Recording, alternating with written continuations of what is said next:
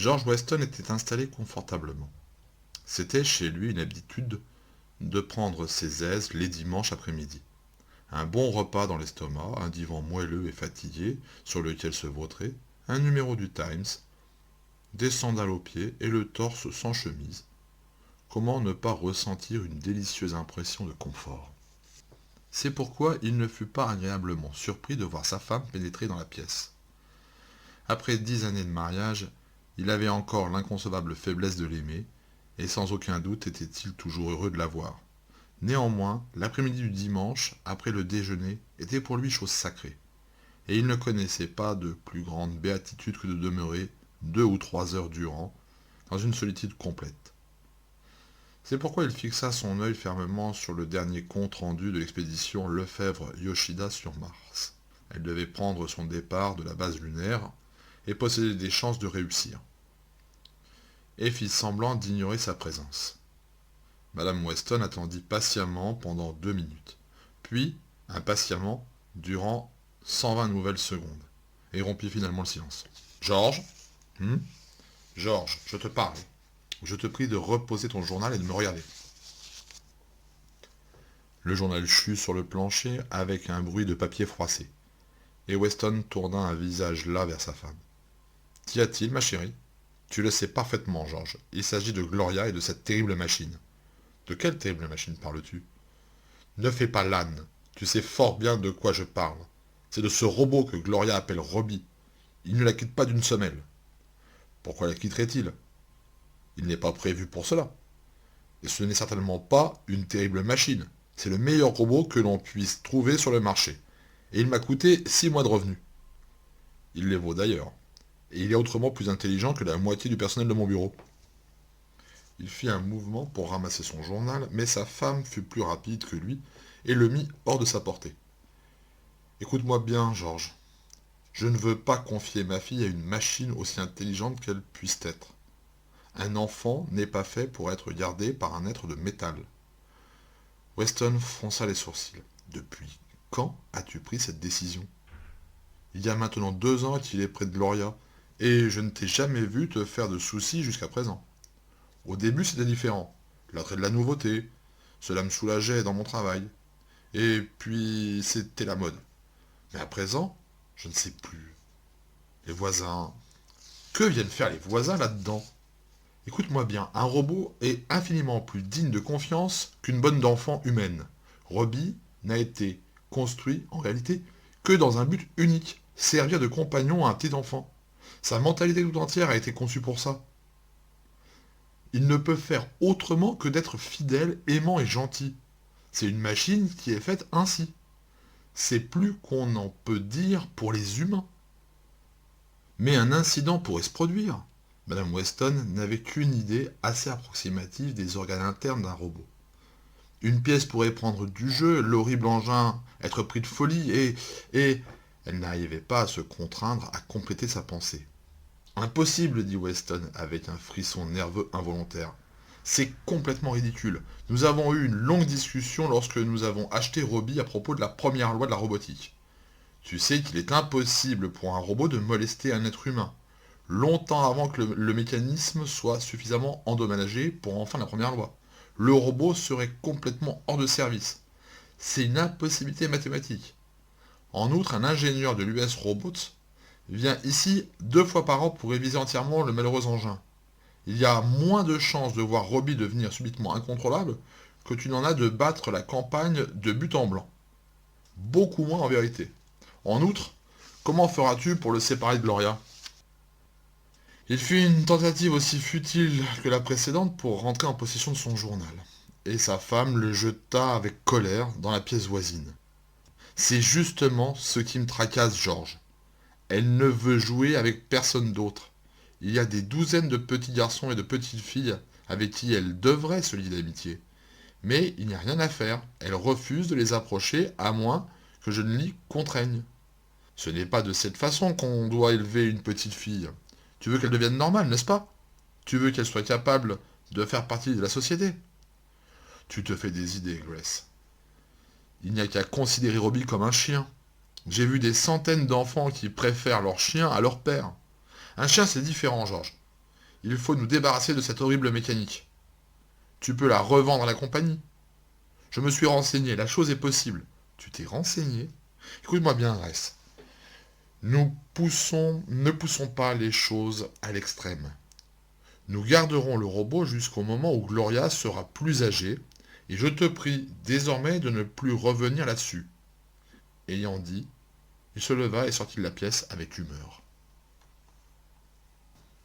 2 soirs plus tard, Madame Weston vint à la rencontre de son mari sur le seuil de la porte. Il faudra bien que tu m'écoutes cette fois, George. Les gens sont montés dans le village. À propos de quoi demanda Weston.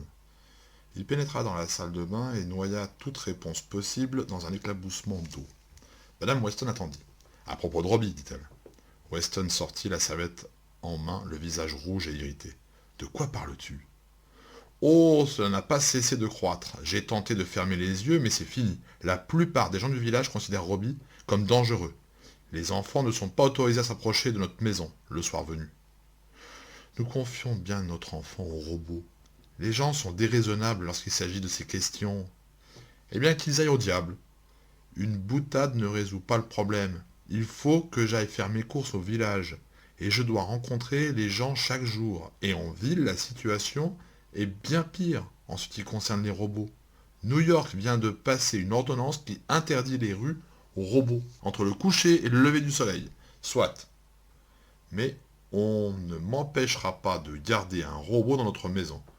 Grace, il s'agit encore de l'une de tes campagnes, j'en ai reconnu le style. Mais tu perds ton temps.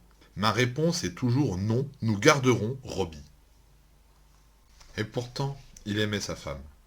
Et ce qu'il y avait de pire, sa femme le savait. George Weston, le pauvre, n'était après tout qu'un homme, et sa femme utilisait à fond toutes les ressources qu'un sexe plus maladroit, mais aussi plus scrupuleux, avait appris, avec juste raison, à redouter. 10 fois au cours de la semaine suivante, il s'écria « Robbie restera, je ne reviendrai pas sur ma décision ». Et chaque fois, il prononçait ces paroles avec moins de force, en les faisant suivre d'un gémissement à chaque fois plus prononcé et plus excédé. Vint enfin le jour où Weston s'approcha de sa fille d'un air coupable et lui proposa une belle représentation de Visivox au village. Gloria claqua joyeusement des mains. « Robbie pourrait-il venir ?»« Non, ma chérie, dit-il, sentant son cœur se serrer au fond de sa propre voix.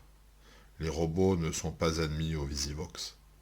Mais tu pourras tout lui raconter en rentrant à la maison. » Il trébucha sur les derniers mots et détourna les yeux. Gloria revint du village, débordant d'enthousiasme, car le spectacle du Visivox avait été vraiment splendide. Elle attendit que son père eût garé la voiture à réaction dans le garage en sous-sol. « Attends que je raconte l'histoire à Robbie, papa. Je suis sûr qu'il aurait tout aimé, surtout le moment où Francis Fran reculait si doucement, et voilà qu'il est venu se jeter sur l'un des hommes léopards, et il a dû s'enfuir en courant. » Elle se mit de nouveau à rire. « Papa, y a-t-il vraiment des hommes léopards sur la Lune ?»« Probablement pas, dit Weston distraitement. Ce sont seulement des histoires inventées pour faire rire. » Il ne pouvait s'attarder davantage autour de la voiture. Le moment était venu d'affronter l'épreuve. Gloria partit en courant à travers la pelouse. « Robbie, Robbie !» Puis elle s'arrêta brusquement à la vue du beau chien qui la regardait de ses yeux bruns et sérieux en agitant la queue devant le porche. « Oh, le joli chien !» Gloria monta les marches, s'approcha prudemment et caressa l'animal. « C'est pour moi, papa ?»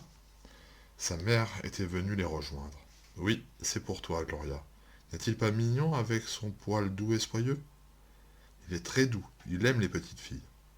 Sait-il jouer ? Certainement. Il sait faire des tas de tours. Aimerais-tu en voir quelques-uns ? Tout de suite. J'aimerais que Robbie puisse le voir aussi. Robbie !» Elle s'immobilisa, prise d'incertitude, et fronça les sourcils. « Je suis sûr qu'il demeure dans sa chambre pour me punir de ne pas l'avoir emmené à la séance de Visivox. Il faudra que tu lui expliques, papa. Il pourrait ne pas me croire, mais si c'est toi qui lui parles, il saura que c'est vrai. » Weston serra les lèvres. Il tourna les yeux vers sa femme, mais ne put rencontrer son regard. Gloria se retourna précipitamment et descendit les marches du sous-sol en criant « Robbie, viens voir ce que papa et maman m'ont apporté. Ils m'ont fait cadeau d'un chien, Robbie. » Au bout d'une minute, elle était de retour, tout effrayée. « Maman, Robbie n'est pas dans sa chambre. Où est-il » Il n'y eut pas de réponse. George Weston toussa et fut soudain prodigieusement intéressé par un nuage errant. La voix de Gloria trembla au bord des larmes. « Où est Robbie, maman ?» Madame Weston s'assit et attira doucement à elle la petite fille. « Ne sois pas triste, Gloria. Robbie est parti, je crois. »« Parti ? Où ça ? Où est-il parti, maman ?» Nul ne le sait, ma chérie. Il est parti. Nous avons cherché, cherché, mais nous n'avons pas pu le retrouver. Alors il ne reviendra jamais ? Ses yeux étaient agrandis d'horreur. Peut-être le retrouverons-nous bientôt. Nous continuerons à chercher. En attendant, tu pourras jouer avec ton gentil chien-chien. Regarde-le, il s'appelle Éclair, et il peut... Mais les yeux de Gloria avaient débordé. Je ne veux pas de ce sale chien. Je veux Robbie. Je veux que vous retrouviez Robbie. Son chagrin devint trop fort pour s'exprimer en mots, et elle se répandit en cris stridents. Madame Weston regarda du côté de son mari pour lui demander du secours, mais il se contenta de déplacer ses pieds d'un air morose, et ne se détourna pas de sa contemplation ardente du ciel. Il lui fallut donc se pencher sur la petite fille pour la consoler.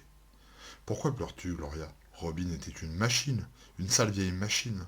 Ce n'était même pas vivant. »« Ce n'était pas une machine, hurla farouchement Gloria. C'était une personne, comme vous et moi, et il était mon ami. Je veux le retrouver. Oh maman, ramène-le-moi » Sa mère poussa un gémissement qui était un aveu de défaite, et abandonna Gloria à son chagrin. « Laisse-la pleurer un bon coup, dit-elle à son mari. Les chagrins d'enfant ne durent jamais bien longtemps. Dans quelques jours, elle aura oublié jusqu'à l'existence de cet affreux robot. » Mais le temps prouva que Madame Weston était un peu trop optimiste. Sans doute Gloria cessa-t-elle de pleurer, mais elle cessa également de sourire, et, à mesure que les jours passaient, elle se faisait de plus en plus silencieuse et inconsistante. Petit à petit, sa tristesse passive eut raison de Madame Weston, et seule la retenait de céder, la nécessité d'avouer sa défaite à son mari.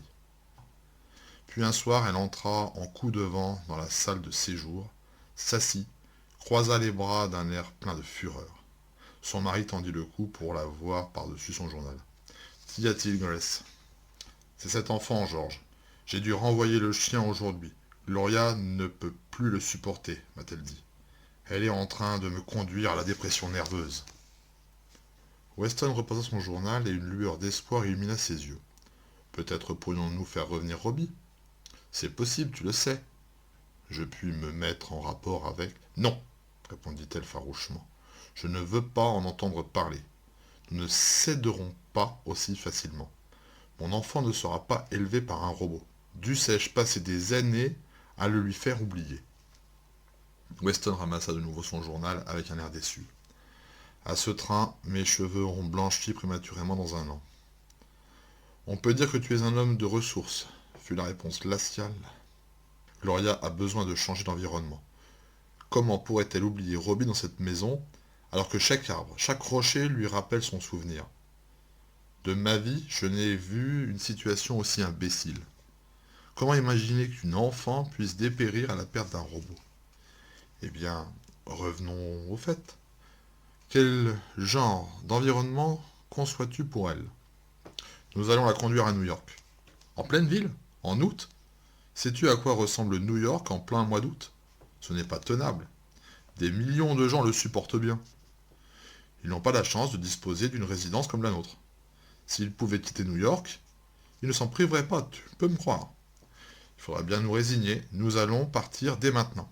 Ou du moins aussitôt que nous aurons pris les dispositions nécessaires. Dans la ville, Gloria aura suffisamment de choses à quoi s'intéresser et suffisamment d'amis pour remonter le courant et oublier cette machine. Oh Seigneur, gémit le mari. Quand je pense à ces pavés brûlants... Tant pis, répondit sa femme imperturbable.